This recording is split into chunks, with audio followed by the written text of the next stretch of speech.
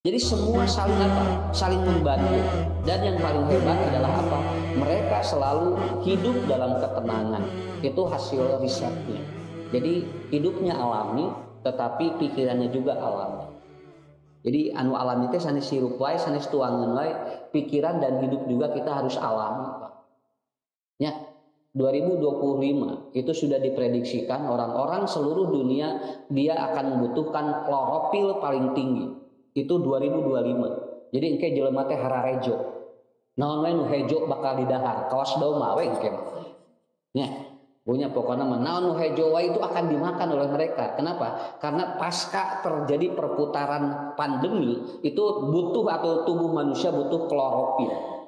Inilah yang sangat kita ibu bapak belum diprediksi sebelumnya.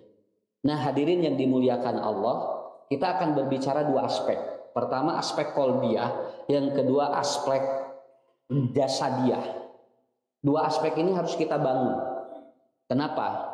Karena bapak-bapak ibu-ibu, coba kita perhatikan ya. Quran ini sangat hebat. Di Quran itu hanya dua disebut oleh Allah kalimat syifa. Jadi ada dua. Kalau Allah menyebut syifa itu 2 poin. Awas bu, beda di dawa. Kalau dawa obat, kalau syifa itu penyembuh. Itu bedanya. Orang minum obat belum tentu dia syifa. Makanya dalam hadis dikatakan almal yastari dawa wala yastari syifa. Orang dapat membeli obat tapi dia tidak dapat membeli sembuh. Karena sembuh dari Allah. Sedangkan obat bisa dibikin oleh manusia dan itu bisa dibeli. Kita ngejar-ngejar obat, tapi ari nu sifana teu diudang. Ya, itu yang pertama. Nanti saya jelaskan satu-satu. Kalau di sini ada praktisi kesehatan kombinasi. Karena saya belajar di holistic integrative medicine. Yang pada waktu itu saya belajar bagaimana orang memahami hidup. Panjang jeung ponok urusan Allah, Pak. Ngan hirup tenang jeung sakinah urusan urang. Nya, mata rumah tangga ge aya nu awet tapi raja. Nya awet rumah tanggana mangan raja tuh gitu kan nya aya deui henteu awet rumah tanggana mah nya ngan jadi dia itu tidak awet jadi sakedeung rumah tanggana mah tapi sakinah ngan teu lila. Nah begitu. Tetapi yang menjadi ataupun yang menjadi terminologi bahasanya adalah itu sakit dengan penyakit itu berbeda. Sakit adalah di mana kondisi tidak atau kondisi yang buruk antara jiwa, tubuh dan pikiran. Itu namanya sakit. Makanya di Quran namanya mardok. Begitu.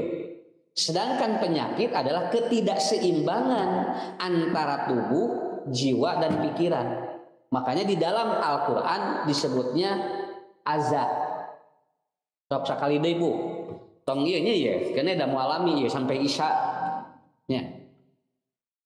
Sakit di dalam Quran adalah kondisi buruk. Karena kondisi buruk dari 3, tubuh, pikiran, dan jiwa. Sedangkan penyakit adalah ketidakseimbangan. Makanya orang yang punya penyakit belum tentu sakit, Pak. Belum tentu sakit. Orang yang punya penyakit belum tentu sakit. Dan orang yang dia tidak punya penyakit belum tentu dia sehat. Naon margi aya jalmi loba penyakit tapi sehat hirupna. Tapi aya jalmi punya tegaduh penyakit tapi dia itu apa? Dia itu sakit hidupnya. Karena di Quran sudah dibahas beda. Makanya nanti ketika orang itu dia itu sakit berarti keadaan dia buruk. Tapi ketika dia itu ada penyakit, ada ketidakseimbangan. Dan ketidakseimbangan itu 1 pikiran, 2 jiwa, yang ketiga adalah tubuh. Contoh, ibu, bapak. Kita sholat nih, Pak.